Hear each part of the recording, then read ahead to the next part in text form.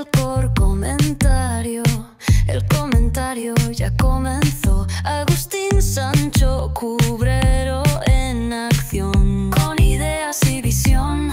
Si prefieres solo escuchar, en podcast te puedes quedar. En cada rincón del ciberespacio siempre encontrarás su abrazo. Suscríbete sin dudar, no cuesta nada. Soñar en YouTube o en tu aplicación, gratis siempre es la opción.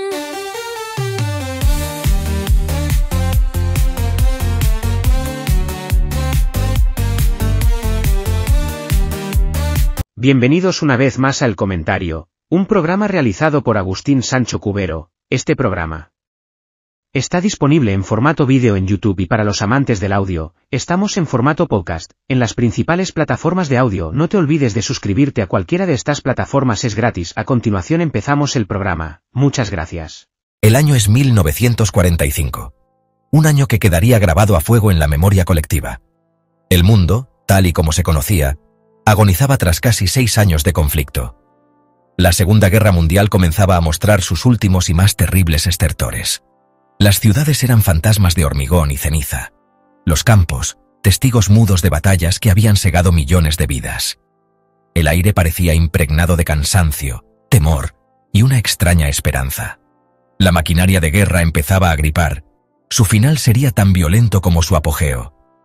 En Europa, el Tercer Reich se desmoronaba. Desde el oeste, las fuerzas estadounidenses avanzaban. Desde el oeste, las fuerzas británicas avanzaban. Desde el oeste, las fuerzas francesas avanzaban. Desde el este, el ejército rojo soviético se cernía. Stalingrado, Kursk, se acercaban al corazón de Alemania. Millones de soldados convergían hacia Berlín. Era el final de una era, el crepúsculo de los dioses oscuros. Al otro lado del globo, en el Océano Pacífico, el Japón resistía. Resistía con una ferocidad que desafiaba la lógica. Había perdido la mayor parte de su flota y conquistas. El espíritu del Bushido empujaba a la resistencia. Cada isla se convertía en una fortaleza mortal. Cada atolón también. La primavera de 1945 trajo consigo el asalto final al corazón de la bestia.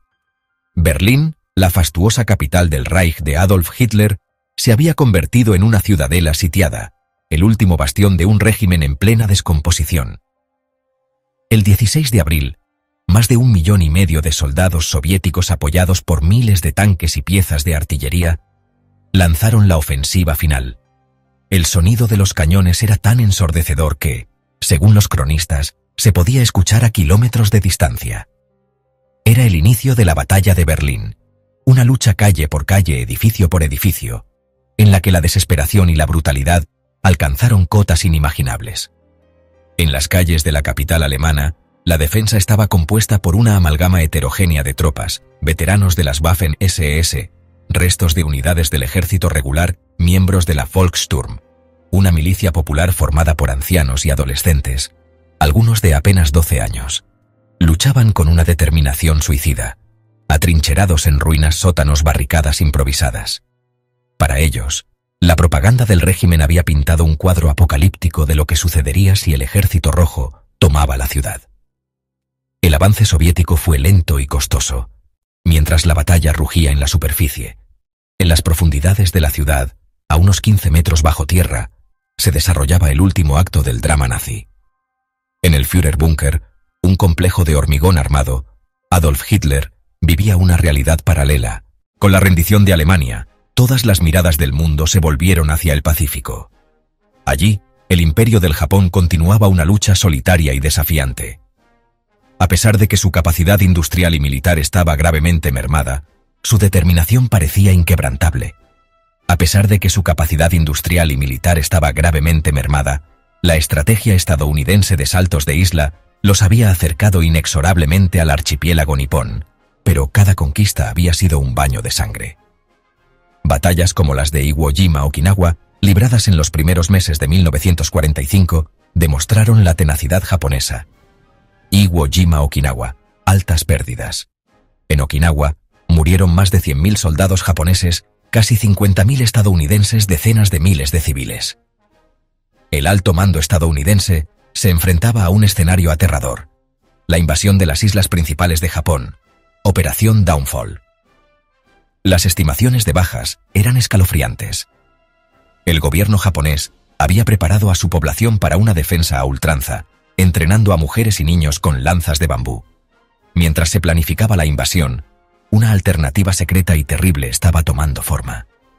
Desde 1942, un equipo de los mejores científicos del mundo, bajo el nombre de Proyecto Manhattan, había estado desarrollando una nueva arma de un poder destructivo sin precedentes: la bomba atómica.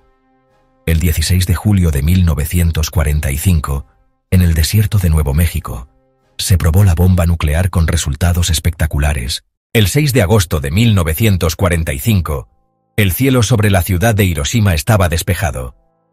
A las 8:15 de la mañana, el bombardero B-29 Enola Gay sobrevoló la ciudad y liberó su carga.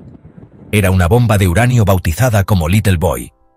43 segundos después, a una altitud de 600 metros sobre el centro de la ciudad, el artefacto detonó en un destello de luz más brillante que 1000 soles.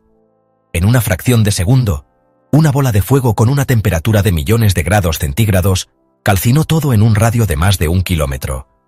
Una onda de choque expansiva, seguida de vientos huracanados, arrasó la ciudad. El resultado fue, sin duda, un infierno en la tierra. Se estima que entre 70.000 y 80.000 personas murieron de forma instantánea. Edificios de madera y papel se incendiaron de inmediato, creando una tormenta de fuego que consumió gran parte de la ciudad. Quienes sobrevivieron al impacto inicial sufrieron quemaduras terribles y heridas graves. En los días y meses siguientes, miles más morirían a causa de las quemaduras, el envenenamiento por radiación, otras lesiones. La ciudad de Hiroshima, un importante centro industrial y militar, quedó reducida a un desierto de escombros y cenizas, un monumento silencioso a un nuevo tipo de guerra. A pesar de la devastación sin precedentes de Hiroshima, el gobierno japonés no respondió de inmediato a la llamada a la rendición. 3 días después, el 9 de agosto, la historia se repitió. Debido a la nubosidad sobre el objetivo principal, la ciudad de Kokura, el bombardero B-29 Boxcar se desvió hacia su objetivo secundario, Nagasaki. A las 11:02 de la mañana, una bomba de plutonio llamada Fat Man detonó sobre el valle de Urakami. Alrededor de 40.000 personas murieron en el acto. La doble catástrofe nuclear, sumada a la declaración de guerra de la Unión Soviética a Japón ese mismo día, dejó al liderazgo japonés sin opciones viables. El impacto de las 2 bombas atómicas y la invasión soviética de Manchuria fue el golpe de gracia para el Imperio del Japón. El Consejo Supremo de Guerra se reunió en una sesión de emergencia que se prolongó durante horas, con el país al borde del colapso. La facción militarista, liderada por el ministro de Guerra Korechika Anami, seguía oponiéndose a la rendición incondicional, insistiendo en 4 condiciones, entre ellas la preservación de la figura imperial. La facción pacifista, liderada por el primer ministro Kantaro Suzuki, argumentaba que continuar la guerra significaría la aniquilación total de la nación japonesa. El estancamiento era absoluto. El destino de millones de personas pendía de un hilo.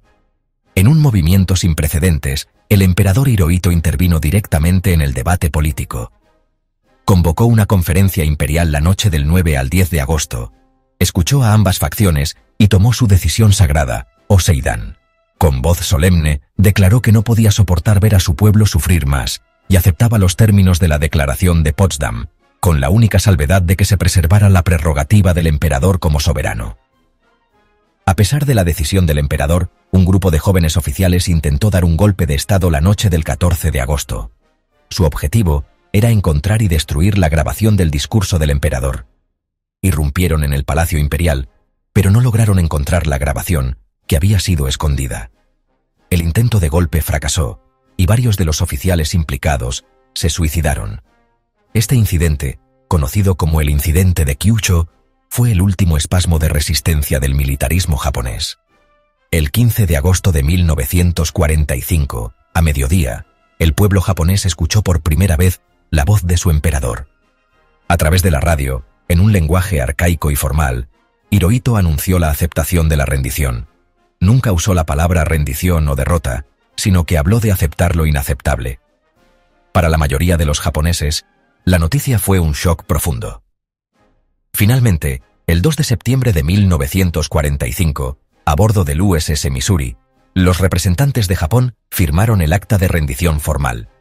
La Segunda Guerra Mundial había terminado oficialmente. El silencio que siguió a la firma de la paz en la bahía de Tokio no fue de alivio inmediato, sino de profundo agotamiento y estupor. El mundo se enfrentaba a las ruinas de una civilización que se había autodestruido. Las consecuencias de la Segunda Guerra Mundial fueron de una escala y profundidad sin parangón en la historia. La primera y más terrible fue la pérdida de vidas humanas. Se estima que entre 70 y 85 millones de personas perecieron, la mayoría de ellas civiles. Esta cifra, que representa alrededor del 3% de la población mundial de la época, es un abismo numérico que desafía la comprensión. Ciudades enteras, desde Dresde hasta Tokio, habían sido borradas del mapa. La guerra también fue el escenario del Holocausto, el genocidio sistemático de aproximadamente 6 millones de judíos europeos a manos del régimen nazi y sus colaboradores. Este crimen contra la humanidad, junto con la persecución y asesinato de millones de otras minorías, prisioneros de guerra y opositores políticos, dejó una herida moral incurable en la conciencia del mundo. Los juicios de Nuremberg, donde los líderes nazis supervivientes fueron juzgados por crímenes de guerra y crímenes contra la humanidad, establecieron un precedente crucial en el derecho internacional. La idea de que los individuos son responsables de sus actos, incluso cuando actúan bajo órdenes superiores. El mapa geopolítico del mundo fue redibujado por completo. Los viejos imperios coloniales europeos, como el británico y el francés, quedaron fatalmente debilitados y comenzaron un proceso de desintegración que daría lugar a la aparición de decenas de nuevas naciones en Asia y África en las décadas siguientes. De las cenizas de la guerra emergieron dos nuevas superpotencias con ideologías antagónicas: los Estados Unidos y la Unión Soviética. Su rivalidad, alimentada por la desconfianza mutua y la posesión de armas nucleares, dio inicio a un nuevo tipo de conflicto, la Guerra Fría, que dividiría al mundo en dos bloques y mantendría al planeta bajo la amenaza de una aniquilación nuclear durante casi medio siglo. En un intento por evitar que una catástrofe similar volviera a ocurrir, los líderes mundiales crearon nuevas instituciones. Hoy, en el año 2025, han pasado 80 años desde que las armas finalmente callaron. La Segunda Guerra Mundial ya no es un recuerdo vivo, sino un capítulo en los libros de historia. Sin embargo, su eco resuena con una fuerza inusitada en nuestro presente. El orden mundial en el que vivimos, las alianzas que nos definen, las tecnologías que nos rodean e incluso los temores que nos acechan son, en gran medida, un legado directo de aquel conflicto. El recuerdo de la guerra sirve como una advertencia perpetua. Recordar cómo terminó no es solo un ejercicio de historia. Es una reflexión fundamental sobre quiénes somos y qué futuro deseamos construir sobre las cenizas del pasado. Hasta aquí esta edición del programa de El Comentario, un programa realizado por Agustín Sancho Cubero. Este programa está disponible en formato vídeo en YouTube y para los amantes del audio, estamos en formato podcast en las principales plataformas de audio. No te olvides de suscribirse a cualquiera de estas plataformas, es gratis. También puedes compartir este programa, así me ayudas a crear más contenido. Hasta la próxima edición del programa. Muchas gracias.